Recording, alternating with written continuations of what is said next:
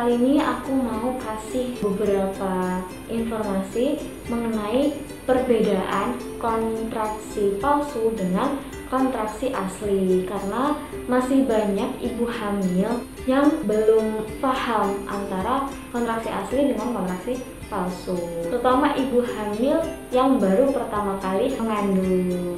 Bagi kalian yang baru gabung, bantu subscribe channel ini ya, kemudian tekan tombol loncengnya, bantu channel ini agar bisa lebih berkembang lagi ya. Terima kasih. Oke, langsung aja.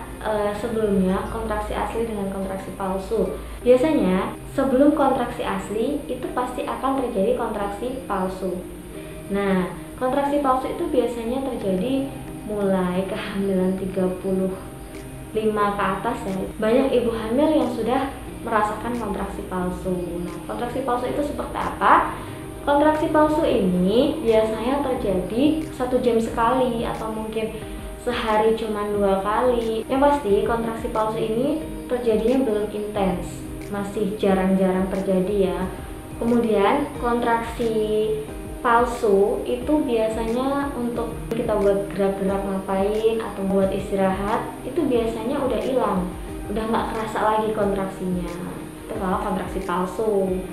Kemudian kontraksi palsu juga tidak mengeluarkan lendir atau darah. Jadi yang masih sekedar perut kenceng-kenceng aja, masih sekedar perut mulus-mulus aja, tapi belum sama sekali mengeluarkan lendir atau darah dari daerah vagina.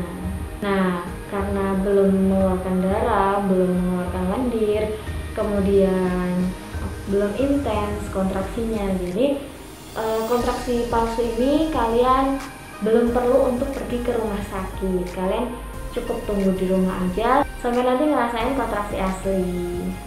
Nah, sekarang kontraksi asli itu yang seperti apa sih? Kontraksi asli itu terjadinya udah intens ya. Jadi biasanya 5 menit sekali atau bahkan 2-3 menit sekali. Kemudian durasinya juga cukup lama, 30-40 detik. Nah, ketika kalian sudah ngerasain ini, berarti itu udah disebut kontraksi asli. Kemudian kontraksi asli ini, kalian udah mengeluarkan lendir atau darah, atau mungkin lendir bercampur darah. Kayak aku kemarin, aku di minggu ke-38 itu udah ngeluarin, awalnya sih lendir doang ya, terus lama-lama kok lendir campur darah. Yang keluar pertama itu lendir aja, itu lebihnya keputihan biasa ya, tapi kok banyak banget. Waktu itu keluar, aku mau sholat subuh, itu aku kamar mandi, terus kok keluar, terus setelah sholat kerasa keluar lagi. Nah, aku lihat kayak cuma keputihan doang ini. Nah, kemudian lama-lama berapa jam kemudian kok nggak berapa jam sih, beberapa menit kemudian keluar lagi, kerasa gitu kayak keluarnya mens, kerasa banget sur gitu. Nah itu yang keluar selanjutnya itu adalah lendir campur darah. Jadi ada kayak bercak darahnya gitu, merah-merah gitu. Lendirnya juga nggak putih, tapi agak-agak putih, apa ya, putih tulang gitu, agak coklat gitu. Jadi kalau misalnya kalian udah merasain kontraksi, udah keluar lendir ataupun darah, atau malah lendir bercampur darah, itu berarti kalian udah kontraksi asli. Ketika udah kontraksi asli, apa yang harus kalian lakuin? Segeralah kalian ke rumah sakit, karena nanti akan dicek udah bukaan atau belum. Ketika udah bukaan, nanti akan lihat udah bukaan berapa. Kalau masih 1, 2, 3, biasanya bisa disuruh pulang dulu. Atau mungkin kalau kalian pengen di rumah sakit juga mungkin bisa, tapi mungkin kata orang-orang ya, karena aku juga waktu itu nggak ngerasain di rumah sakit dulu sebelum bukaan 10. Waktu itu aku di rumah, aku ke rumah sakit waktu aku udah bukaan 10.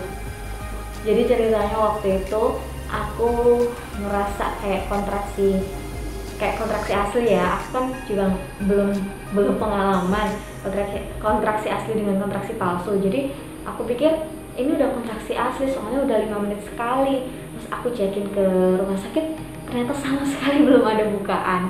Kemudian 2 hari selanjutnya itu aku tengah malam jam 2 aku kebangun. Biasanya emang kebangun sih pengen pipis. Nah itu aku pipis, terus aku buat tidur lagi tuh sama sekali nggak bisa karena sakit banget. Biasanya abis tengah malam bangun kemudian pipis itu bisa tidur lagi, sejam 2 jam itu bisa tidur lagi.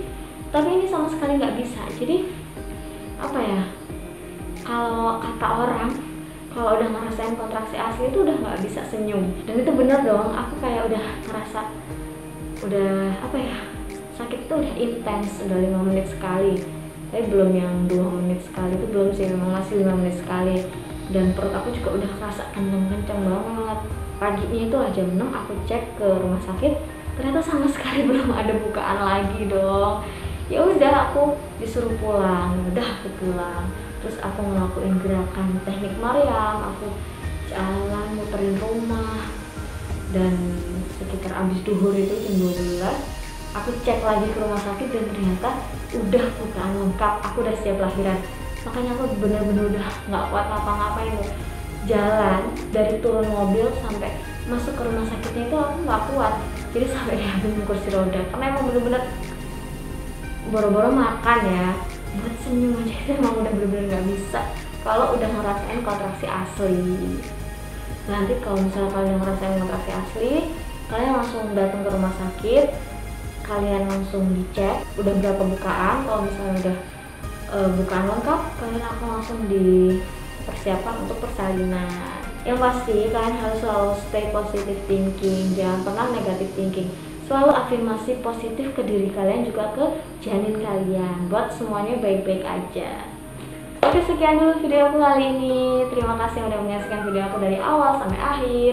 Semoga bermanfaat. Sampai jumpa di video aku selanjutnya. Jangan lupa subscribe dan juga pencet tombol loncengnya juga ya. Terima kasih dan wassalamualaikum warahmatullahi wabarakatuh.